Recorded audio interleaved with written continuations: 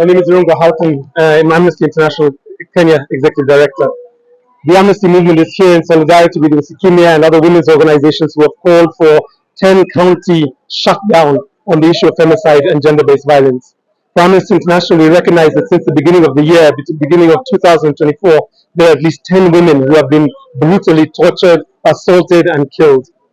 Over the last 7 years, we've seen up to 500 women targeted primarily because of their identity. And we have to say that this is inconsistent with our culture, it is inconsistent with our constitution, and therefore the government must take action to prevent and to criminalize further activities like this. We are specifically calling on the government of Kenya to do a number of things. The first is to invest in Polycare, the arm of the police service that is targeting gender-based violence. We're asking them to also demanding on them to produce and invest in shelters, safe houses for women. There should be at least 10 shelters in every county. We are also calling on the Director of Criminal Investigations to speedily and expeditiously and also professionally determine the deaths of people like Scarlett Wahoo and the many other women that we have seen targeted. Many of the women who are here today are marching for individual women. I today am marching for Sheila Lumumba, the lesbian who was killed by an intimate partner a year ago. And really, we have to just demand that none of us are safe if any one of us is not safe. You're seeing some of these cases are not being pursued until the victims maybe get justice. Where do you think are the gaps in the criminal justice system?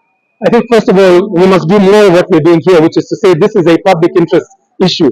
It is a concern to the public. There are something like about 10,000 people today who have marched in these 10 counties.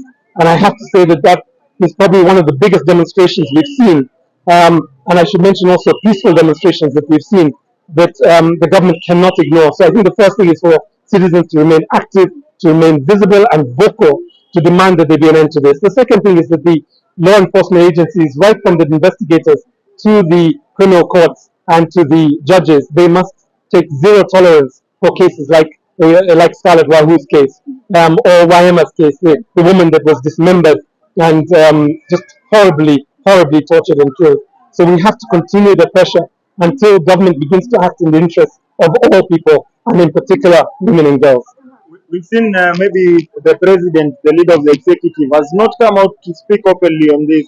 You think, and that is bringing the perception that maybe we are too much of a patriarchal society. What do you say about that? The president, the president is president of all people. He was elected by Kenyans of all gender. And I think what we have to demand is that he speaks out at this moment and that there is a cabinet session that discusses this issue and the relevant ministries are held responsible for ensuring that there is deterrence, there is interruption, and that there is decisive action taken on any Kenyan who thinks they have a license to torture, to brutalize, or to violently kill any member of our society. I think that is what we must ask him. It is part of his oath as a president to protect and to serve all Kenyans. We need to see his voice. We need to hear his voice on this now. This month alone, we have seen a lot of, or rather, the rise in femicide stories. I do think the government has lost it so far in protecting its citizens. We have seen a number of cases where the Director of Criminal Investigations have taken swift action, and we need to congratulate them. We need to support our officers to quickly secure the evidence from crime scenes, to be able to pick up witnesses. We need Kenyans to come forward and report. One of the problems in these cases is that Kenyans don't come forward and report. We have less than a 4% report rate of crimes, and Kenyans must come out. Neighbors and relatives of people who are going through some form of distress, where there is a likelihood of violence, they must report this to the police so that we can stop young women, particularly young women under the age of 35, from being targeted in this way. And I think that's the first thing we need to see. The second thing is we need to see the government essentially take this issue head on and introduce new policies, new investments that would anchor the Sexual Offences Bill, the Sexual Offences Act, in reality, so that people actually feel that they're being protected. That's what we need to see from the government right now. So one of the slogans being chanted in the protest is "Teach your sons." As a fellow man, what is your message to the perpetrators of these actions against women? I think one of the things we have to recognize is that the violence is a consequence of what some of us call toxic masculinity, the idea that men can only be men if they are superior, if they dominate others, if they brutalize others. And I think as a man, I reject that from every bone of my 50 years. And I take it upon myself to speak to other men, to speak to my sons. I have 3 sons, and I have told them over and over again that there is no dispute, there is no moment in anger that is big enough to allow for a moment of violence. It is better to walk away and simply breathe. You will find that that tension, that anger that is within you, it will dissipate, and you will not cause harm or injury to anybody. So we must do this work. We must do this work in our universities, in our schools, and in all the public spaces.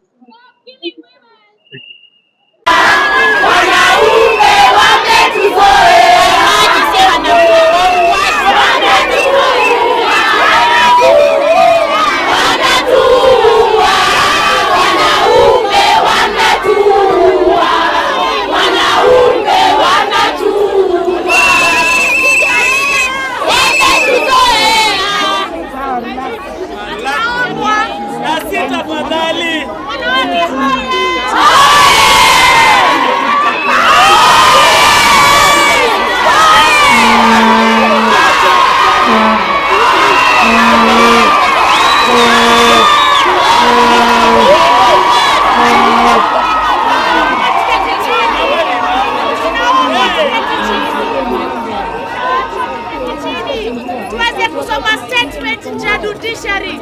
Tunaomba tuketi chini tafadhali. Tunaomba tuketi chini. Tunaomba tuketi chini.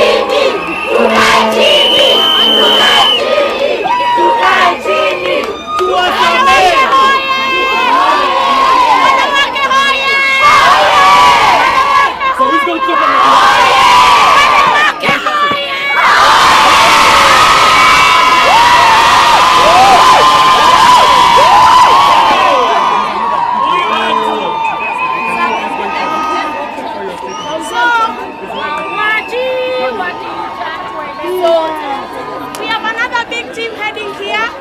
Unanisikiza? Unanisikiza nie? Unanisikiza kweli? We have our team of other women heading here. For their own security, we request us to sit down and we'll keep chanting until the rest of our other beautiful women get here. Oh, yeah!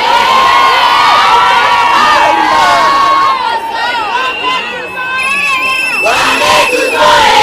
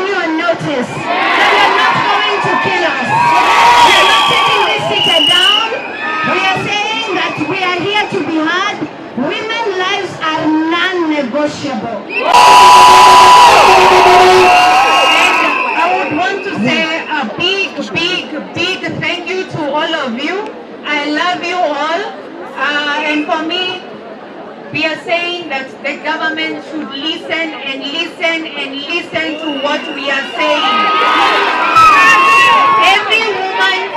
Every woman and girl has a right to live in Kenya and to be safe.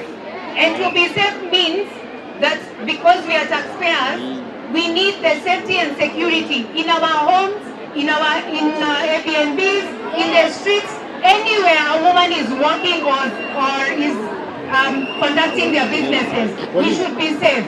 And we are saying women's lives and we can never negotiate. So if you cannot perform your duties or your mandates, please go home.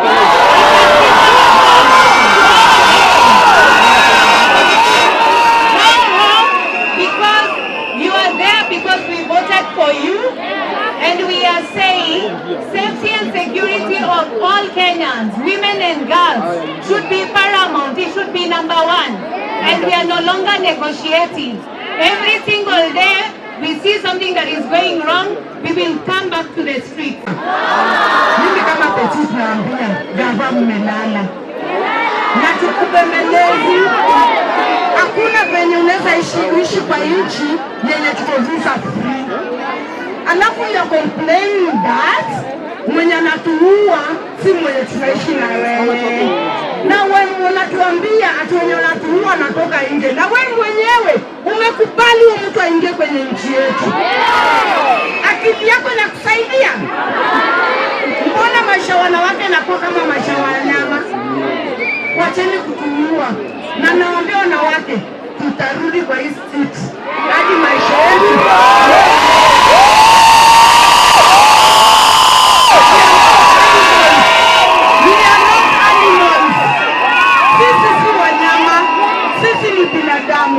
Maisha yetu lazima kama binadamu. Mr. President, if you are there, unaniona mimi kama mtoto wako, wanawake tunauliwa na unaona. Ingekuwa mtoto wako Mr. President, ungechukulia lightly, ungenormalize maisha yaendelee kuliwa kama wanawake. Mbona umenyamaza? Mbona umenyamaza Mr. President? Maisha yetu hatuko safe. How safe are we as women? Hello, my name is Mother Mother, and nataka tu kurejelea all the women in Kenya have said that hatutaendelea kuliwa. Cheki, first of all, let me address our leaders specifically, because you're quiet, you're silent, because you always think that this thing is a women's rape issue. It is not. We voted for the MCS, we voted for the MPs, we voted for the senators, we voted even for the government, and you, Mr. President. We are just marching. This is not just a march. And let us make it very clear to these killers. We are coming for you.